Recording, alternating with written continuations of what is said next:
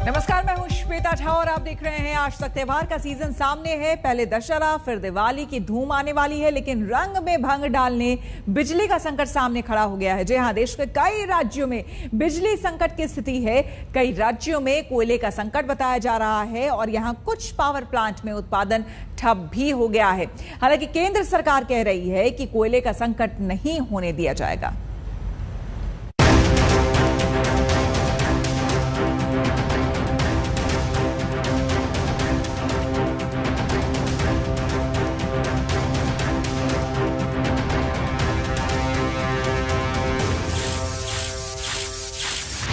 देश के ऊर्जा मंत्री ने कहा, बिजली का कोई संकट नहीं। कि दिल्ली में जितने पावर की आवश्यकता है उतनी पावर की आपूर्ति हो रही है और उतने पावर की आपूर्ति होती रहेगी। मैं पुनः रिपीट करता हूं, दिल्ली में जितना डिमांड है उतने पावर की आपूर्ति हो रही है, चाहे वो एनटीपीसी के स्टेशन से हो, डीवीसी के स्टेशन से हो और कहीं से हो। देश के ऊर्जा मंत्री ने कहा, संकट पर हाय तौबा फिजूल है। आज के दिन में करीब 4 दिन से ज्यादा का हमारे पास एवरेज स्टॉक है। अब प्रतिदिन हमारे पास स्टॉक आता है, जैसे खपत होता है वैसे स्टॉक आता है। कल जितना हमारा खपत हुआ करीब 1.8 मिलियन टन, उतना हमको स्टॉक आया। लेकिन ऊर्जा मंत्री के इन दावों की ऊर्जा दोनों के भीतर ही खत्म होती दिख रही है। देश के कई राज्य अभी से अंधेरे में डूबने लगे हैं। पावर स्टेशनों में प्रोडक्शन ठप पड़ने लगे हैं। त्योहारी सीजन में बिजली संकट का अंदेशा गहराने लगा है। दिल्ली, पंजाब, छत्तीसगढ़, झारखंड, महाराष्ट्र, मध्य प्रदेश और केरल, इन राज्यों में लोड शेडिंग का साया सिर पर लटका है। इसमें हरियाणा और महाराष्ट्र के 3 प्लांट ऐसे हैं जहां स्टॉक में एक भी दिन का कोयला नहीं है। इस तरह पंजाब, राजस्थान, उत्तर प्रदेश, छत्तीसगढ़, मध्य प्रदेश, कर्नाटक, तमिलनाडु और बिहार में एक एक प्लांट ऐसे हैं जहां एक दिन का स्टॉक बचा हुआ है। वहीं पश्चिम बंगाल के 2 प्लांट में ऐसी स्थिति है। केरल और महाराष्ट्र ने तो नागरिकों से अपील की है कि वो बिजली को सावधानी के साथ खर्च करें। इन राज्यों में सरकार को भरोसा देना पड़ रहा है कि सब कुछ ठीक हो जाएगा। ऐसी बात नहीं है कि कोई बिहार की स्थिति, ये सब जगह की स्थिति। ऐसा नहीं है कि यहाँ प्रभावित है, ये हर जगह स्थिति है और उसको लेकर के अपने अपने ढंग से लोग करते हैं। हम लोगों के यहाँ लोग पूरे तौर पर अन्य स्थलों से भी लेकर के पूरी आपूर्ति करने के लिए अपना काम करने का पूरा प्रयास कर रहे हैं। माना जा रहा है कि कोरोना काल में लॉकडाउन का असर कोयला उत्पादन पर पड़ा। अब वो कमी का अपना असर दिखा रही है। बिजली का ताजा संकट कितना गंभीर है, ये भी विस्तार से जान लीजिए। पंजाब में बिजली बनाने वाली 6 यूनिट बंद हो चुकी हैं। महाराष्ट्र में 13 पावर यूनिट को बंद करना पड़ा है। केरल में 4 पावर यूनिट के बंद होने की खबर आ रही है। तो क्या केंद्र सरकार कोयला संकट की हकीकत पर दावे की चादर डालने में लगी है? क्योंकि इस वक्त जो अपडेट आ रहे हैं वो बता रहे हैं कि हालात हाथ से फिसल सकते हैं। संकट की अनदेखी भारी भी पड़ सकती है। देश के 137 में से 110 प्लांट्स में कोयला का गंभीर संकट है। 16 प्लांट के पास एक भी दिन का कोयला स्टॉक में नहीं है। 30 प्लांट के पास केवल एक दिन का कोयला बचा है। 18 प्लांट के पास केवल 2 दिन का कोयला बचा है। 72 पावर प्लांट्स के पास सिर्फ 3 दिन का कोयला बचा है। 50 पावर प्लांट्स के पास 4 से 10 दिन का स्टॉक बचा है। जबकि नियम यह है कि सभी पावर प्लांट्स को कम से कम 20 दिनों का कोयला भंडार रखना होता है। ये ध्यान रखना भी जरूरी है कि देश की 70% बिजली कोयले से चलने वाले पावर प्लांट से ही बनती है। आज तक ब्यूरो।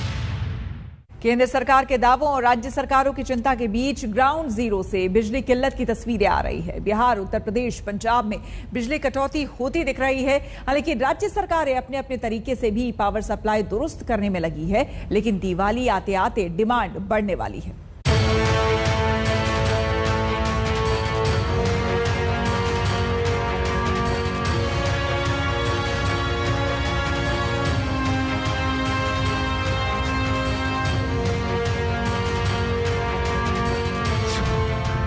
मंच पर मर्यादा पुरुषोत्तम का योगासन हो रहा था और बिजली रानी दगा दे गई। भक्त मंडली के उत्साह पर पानी फिर गया। रामलीला शोक लीला में तब्दील हो गई। मुरादाबाद की ये रामलीला मंडली परेशान है कि आने वाले कार्यक्रम कैसे पूरे होंगे। 50-55 साल पुरानी रामलीला है और कभी ऐसी समस्या नहीं आई। 2019 से रेगुलर हमें ये समस्या आई हुई है और ये कमेटी वाले बहुत परेशान हो रहे हैं, इन्हें लाइट की सुविधा नहीं मिला और हर साल इन्हें लाइट की सुविधा मिलती है। बिजली कटौती के चलते यूपी के भदोही में इन बुजुर्ग महिला का गुस्सा 7वें आसमान पर है। जब बिजली सप्लाई का वादा 18 से 20 घंटे तक का है तो फिर रात भर बिजली क्यों नहीं मिल रही है? औतन जे हमारे समनवा तब हम पूछी कि खट से जाए के बिलवा काटा ले बचवा। हाँ, यह बुढ़ापन का हाथ गोड़ तोड़बे तोहरे महतारी है कि नहीं? तो पूरा रात में बिजली कटी रहा था। सारी रात कटला था, सवेरे भर दे थे, सारी रात लाए। ये बुजुर्ग महिला अकेली नहीं है जो बिजली संकट से जूझ रही हैं। यूपी के कई इलाकों में बिजली सप्लाई कम हो चुकी है। पूर्व जनपद में भी पिछले 3-4 दिनों से स्थिति वही है जो पूरे उत्तर प्रदेश में चल रही है। करीब 4 से 5 घंटे रात्रि में कटौती की जा रही है और वो इमरजेंसी रोस्टिंग की जा रही है और उसके लिए बताया जा रहा है कि कोयले की कमी के कारण उत्पादन कम हो गया है।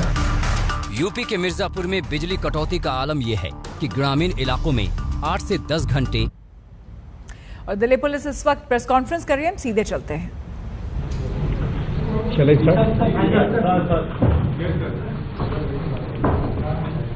एक पाकिस्तानी नेशनल को जिसका नाम मोहम्मद अशरफ है कल गिरफ्तार किया गया स्पेशल सेल की टीम ने, जिसको एसीपी ललित और एसीपी हृदय भूषण सुपरवाइज कर रहे थे। I will start again. एक पाकिस्तानी नेशनल को कल स्पेशल सेल की एक टीम ने अरेस्ट किया है। इस टीम को सुपरवाइज ललित ने किया और हृदय भूषण एसीपीज कर रहे थे। ये पाकिस्तानी नेशनल पिछले 1 डिकेड से ऊपर से इंडिया में रह रहा था और इंडियन आइडेंटिटी एक्वायर की हुई थी। 47 मैगजीन्स, पिस्टल्स 2 और कार्ट्रिजेस और 1 ग्रेनेड रिकवर किया गया है। इससे इनिशियल जो पूछताछ है उससे पता चला है कि ये पिछले कई सालों से इंडिया में रह रहा था और सबवर्सिव एक्टिविटीज़ के लिए एक स्लीपर सेल की तरह काम कर रहा था। इसने इनिशियल पूछताछ में ये भी बताया है कि पास्ट में भी ये जम्मू कश्मीर और रेस्ट ऑफ इंडिया में कई टेरर एक्टिविटीज़ में इन्वॉल्व रहा है। उनको वेरिफिकेशन कर रहे हैं, उनका वेरिफिकेशन कर रहे हैं इन्वॉल्वमेंट्स का। और अभी फ़िलहाल में इसका इरादा, जो उसको टास्किंग की गई थी वो की गई थी कि ये एक कोई टेरर एक्टिविटी इसको कैरी आउट करनी थी। जगह नहीं बताई गई थी, बट ये हथियार वगैरह जो हैं ये उसी टेररिस्ट एक्टिविटी को ऑर्केस्ट्रेट करने के लिए पहुंचवाए गए थे। इसकी हैंडलिंग पाकिस्तान आईएसआई कर रही थी और ये पाकिस्तान आईएसआई ने इसको ट्रेन करके, जैसा मैंने कहा कि 1 डिकेड पहले जब इंडिया आया था तो इसको बांग्लादेश के रास्ते से सिलीगुड़ी बॉर्डर से इंडिया भेजा गया था। इसकी जो बाकी इन्वॉल्वमेंट्स हैं उनको हम वेरीफाई कर रहे हैं और इसके बाकी एसोसिएट्स को आइडेंटिफाई करने की कोशिश कर रहे हैं। जो समझ में आ रहा है वो ये कि इसने हर तरह का काम किया है, जैसा एक स्लीपर सेल की तरह किया है, जिसमें इसने कई बार सबवर्सिव एक्टिविटीज़ की हैं, टेररिस्ट एक्टिविटीज़ की हैं, कई बार कुछ एस्पेनेस की टास्किंग जब इसको हुई वो भी किए हैं। चूँकि ये एक इनिशियल स्टेज है तो बाकी इन्वॉल्वमेंट्स या बाकी जो चीज़ें आएंगी वो आपके साथ फिर जब कंफर्म हो जाएंगी तो आपसे रूबरू होंगे।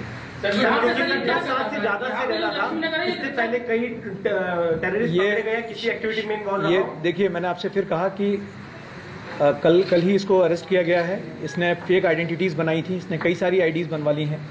ये आया इंडिया में, ये अहमद नूरी के नाम से इसने एक आईडी बनवा ली थी। पासपोर्ट भी इसने एक्वायर कर लिया था।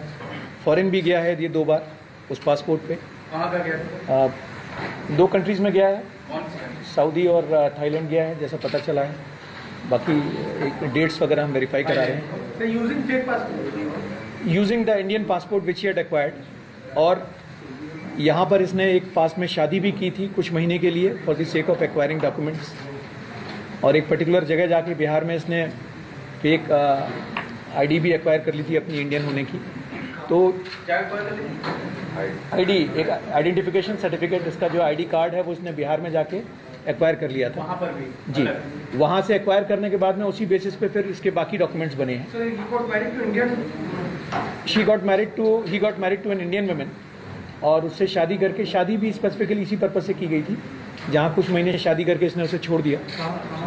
ये वैशाली गाजियाबाद के एरिया में की थी। तो ये सारी चीज़ें अभी हम वेरीफाई कर रहे हैं, ये इनिशियल स्टेज है और जैसे ही वेरीफाई होंगी आपके साथ आएंगी। बट ये है कि इसके पास कहाँ से आए थे, कब पहुंचे?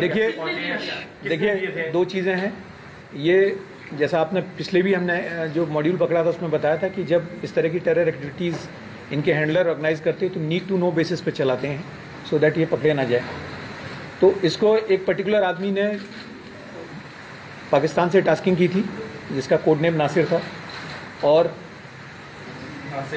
जी, और उस टास्किंग के बेसिस पे इसको बताया गया था कि आपको वेपन कहाँ से मिलेंगे। वेपन वहाँ जहाँ से इसको मिले हैं या जहाँ से इसको दिए गए थे वो सिर्फ इसको वेपन से मतलब था। उन लोगों ने ये नहीं बताया कि वेपन आपको कौन दे के जाएगा, कौन नहीं दे के जाएगा। इसी तरह से जब ये पास में मनी वगैरह मंगाता था तो वो भी हवाला के चैनल से इसके पास आती थी। मैंने कहा नीड टू नो बेसिस पे काम करने किया, जो इस तरह के मॉड्यूल में होता है वो इसमें भी था। सर ये वहाँ पे कर क्या रहा था, क्या करता था पिछले एक दशक से? देखिए मैंने कहा आपसे कि ये कई सारी, इसने जो बताया है इनिशियल स्टेज है, इसने जो बताया ये कई सारी टेरर एक्टिविटीज़ में इन्वॉल्व रहा है, जम्मू कश्मीर में भी और इंडिया के बाकी पार्ट्स में भी। तो वो एक बार वेरीफाई कर रहे हैं, जैसे ही वेरीफाई हो जाएगा ये इसने कुछ टाइम से कवर ले रखा था कि ये एक पीर मौलाना का, जहाँ ये कुरान की पवित्र आयतें पढ़ के लोगों की बीमारी ठीक करने का दावा किया करता था, उस तरह का कवर ले रखा था। इसकी उम्र 40 साल है, 81 बॉर्न है। पीर मौलाना का काम यही करता था? मतलब पीर मौलाना का काम ये दिल्ली और दिल्ली के आसपास किया करता था। ये भारत में कब दाखिल हुआ था? देखिए मैंने कहा कि आपको एग्जैक्ट डेट अभी हम नहीं बता पाएंगे, इनिशियल स्टेजेस हैं इन्वेस्टिगेशन की, लेकिन ये इसको इंडिया में रहते हुए 1 डेकेड से ऊपर हो गया है। इसके अलावा भी टेररिस्ट को यहाँ पे दिल्ली में शेल्टर दिया, अब तक हथियार दिए दिल्ली में इसने किसी? देखिए इसने, मैंने आपसे फिर कहा कि इसने बहुत सारी चीजें अभी बताई हैं, लेकिन अभी they are subject to verification, तो उसको इस वक्त ये स्टेज नहीं कि मैं आपसे शेयर कर पाऊँ।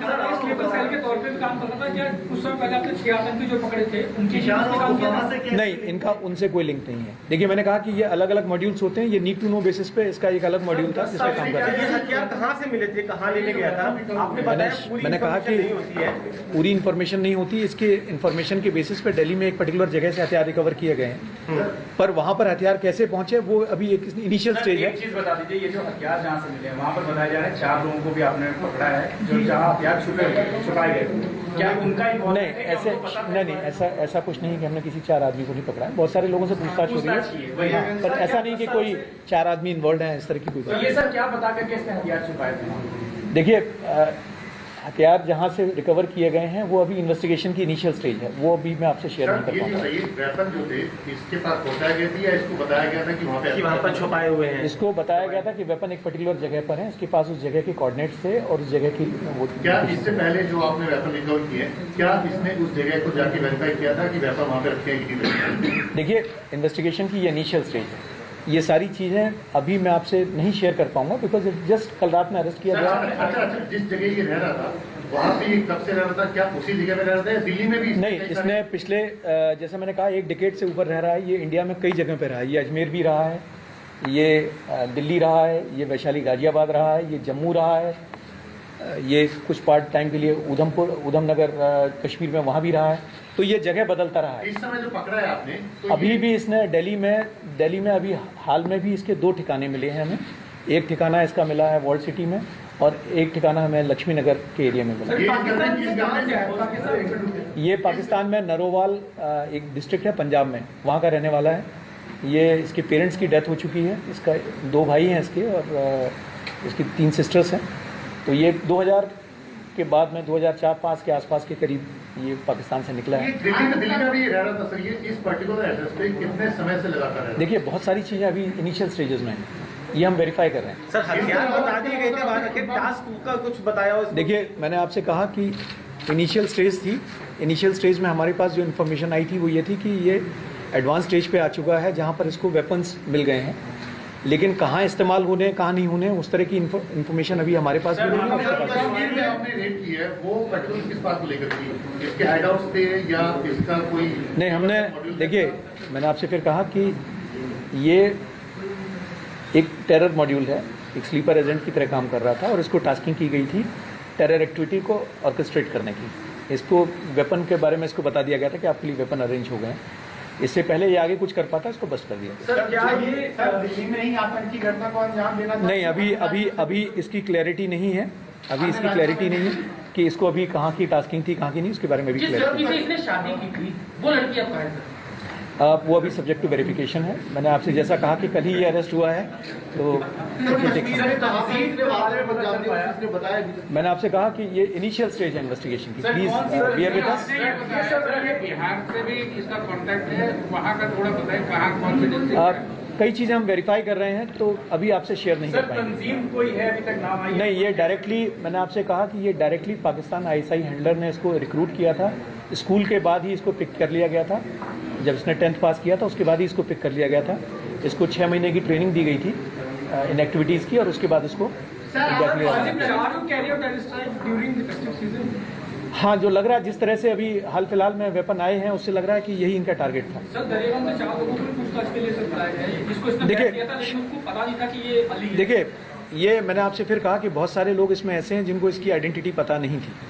ये जहाँ रह रहा था बहुत सारे लोगों को नहीं पता था। इसने अपने आप को एक इंडियन नेशनल की तरह, एक पीर मौलाना की तरह पोर्ट्रे किया हुआ था। कहाँ करता था? ये इसके बहुत सारे लोग थे, मतलब इसके बहुत सारे फॉलोअर्स थे जो इससे अपना ट्रीटमेंट लेते थे, स्पिरिचुअल ट्रीटमेंट। ये उसका स्पिरिचुअल ट्रीटमेंट का नाम करता था। कुरान की पवित्र आयतें पढ़ता था और उसके दावा करता था कि उससे लोग ठीक हो जाते हैं। सर इसका वो जो कोड नेम नासिर था, आपने जैसा बताया, किस आतंकी संगठन से ताल्लुक था? किस नासिर, मैंने आपसे कहा कि नासिर एक पाकिस्तान का ऑफिशियल है, कोई जो इसको पता है कि कोई पाकिस्तानी ISI ऑफिशियल है जिसने उसको रिक्रूट किया था और इसका हैंडलर है। कई जगह थे, दिल्ली आसपास के कई एरियाज में। वो कई सारी चीजें हैं, मैं आपको अभी शेयर नहीं करेंगे, उस पर काम चल रहा है। इंडियन पासपोर्ट कब बनाया सर? इसका इंडियन पासपोर्ट की डिटेल्स मैं बता रहा हूँ आपसे। मतलब हम कह सकते हैं कि जो इसने डॉक्यूमेंट्स बनवाए, बिहार में इसने एक डॉक्यूमेंट बनवाया, उसके बाद जितने डॉक्यूमेंट्स बने वो इसने फेक ID बनवाया, लेकिन ओरिजिनल डॉक्यूमेंट्स है। देखिए, एग्जैक्टली पहले इसने अपनी इंडियन आइडेंटिटी एस्टैब्लिश की, जिसके लिए इसने बिहार के एक पर्टिकुलर गांव का सहारा लिया, और उसके बेसिस पे इसने अपने दिल्ली के एड्रेसेस पे अपना एक आई कार्ड, वो बाकी कार्ड्स बनवाए, बाकी डॉक्यूमेंट्स बनवाए, और उन डॉक्यूमेंट्स के बेसिस पे फाइनली इसने अपना पासपोर्ट बनवाया। तो दैट मींस कि जो डॉक्यूमेंट्स रिक्वायर्ड हुए हैं दिल्ली में, वो सारे सब पे एड्रेस बिहार का इसका है? नहीं, इसका इनिशियल एड्रेस, जैसे मैंने कहा कि एक परमानेंट ID का एड्रेस इसका बिहार का है, और बाकी जो है वो अलग अलग एड्रेसेस हैं। ये डिफरेंट एड्रेसेस पर है। सर, ये बिहार वाला कब बनवाया इसने? ये बहुत सारी डिटेल्स हैं। सर, जैसा आगे फेस्टिवल है, क्या ये किसी बड़ी वारदात को अंजाम देना? देखिए, आप एक अंदाज लगा सकते हैं कि जब वेपन्स मिले तो जाहिर सी बात है किसी न किसी टेरर स्ट्राइक के लिए मिले थे। सर, जिस तरह के हथियार है, तो लोन वुल्फ अटैक कर रहा था कि भीड़ में जाकर गोली चलाना काइंड ऑफ। देखिए, मैंने कहा कि अभी इसको सेकंड स्टेज जो इसकी थी, वो इसको इसके बारे में इंफॉर्मेशन आनी थी, अभी वो आई नहीं है इसके पास। सर, ये तो अपने हैंडलर से कांटेक्ट कर रहा था थ्रू पाक एम्बेसीज कर रहा था, उसके पास में भी जो है नहीं, इनके अपना नहीं, इनके कांटेक्ट करने का, जैसे मैंने कहा, सोशल मीडिया ऐप्स जो होते हैं उनके थ्रू करता है। बिहार में क्या एड्रेस है? अभी वो आपसे शेयर नहीं कर पाऊंगा, इनिशियल स्टेज इन्वेस्टिगेशन। जी, नहीं, अभी तक तो ऐसा एंगल नहीं आया। सर, इसका 2014 में पासपोर्ट बना है, ठीक है? नहीं, उसमें इसका परमानेंट एड्रेस इसने बिहार का दिया, लेकिन लोकल एड्रेस दिया। मैंने आपसे कहा कि ये इसका टिपिकल MO ये था कि ये किसी भी पते पे बहुत ज़्यादा दिन नहीं रहता था। एक एड्रेस पे रहता था, उसके बाद कुछ दिन बाद पता चेंज करके दूसरे एड्रेस पे चला जाता था। जैसे कहा, शादी करके उसको छोड़ दिया, बेसिकली शिफ्ट करता रहता था। कई बार कई मस्जिदों में रहता था, कई बार किसी लोकल। अब मैं आपको कह सकता हूँ कि अभी तक जो हमारे सामने आए हैं वो 5 से 6 ठिकाने आ चुके हैं। अभी तक तो एक शादी का ही पता चला। सर, जो कोड के बारे में आपने बताया, नासिर, ये नासिर नाम से जाना जाता था? नहीं, इसका हैंडलर जो है उसने अपने आप को नासिर के नाम से। नासिर किससे ताल्लुक रखता था? ISI से था? कौन? इसको मैंने कहा, इसको हैंडलर इसका जो था पाकिस्तान ISI का था। सर, ये दिल्ली में जो रहा है, अलग कौन से एरियाज में रहा है? ये डिफरेंट एरियाज हैं, वॉल सिटी के एरियाज हैं, कुछ ट्रांस यमुना के एरियाज हैं, कुछ इवन नॉर्थ वेस्ट के एरियाज हैं, कुछ वेस्ट के हैं, अलग अलग जगहों पर है। सर, आप कह रहे हैं कि ये ISI द्वारा हैंडलर है, तो विच मीन्स दैट ये पाकिस्तान का डायरेक्ट इंटरफेरेंस या डायरेक्ट इन्फ्लुएंस इसमें है? आप कह सकते हैं। मतलब इसमें एक हॉस्टाइल एजेंसी जो है वो काम कर रही है, इसमें तो कोई डाउट नहीं है। ये जाहिर सी बात है कि इस वक्त फेस्टिवल सीजन है, जैसे पास्ट में भी देखा कई सारे मॉड्यूल्स आ रहे हैं। सर एक बड़ा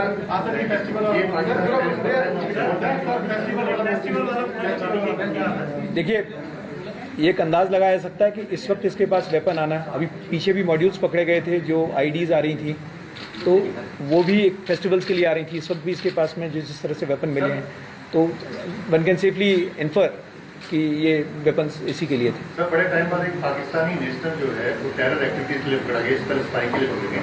लास्ट दिल्ली पुलिस की केस में कब पाकिस्तानी टेररिस्ट पकड़ा? मैं अभी मैं आपको एग्जैक्टली नहीं बता पाऊंगा कब पकड़ा गया था। कितना साल हो गया? 2012 में पकड़ा गया था वकास मोनू। उसके अलावा कोई नहीं पकड़ा गया? नहीं, जो इंडियन मुजाहिदीन का था वकास 2011 में था। 2012। ठीक है sir, thank you sir, thank you. Sir इसके विजुअल्स कैसे हो पाएंगे सर? कोर्ट में पेश कर रहे हैं। कितने में?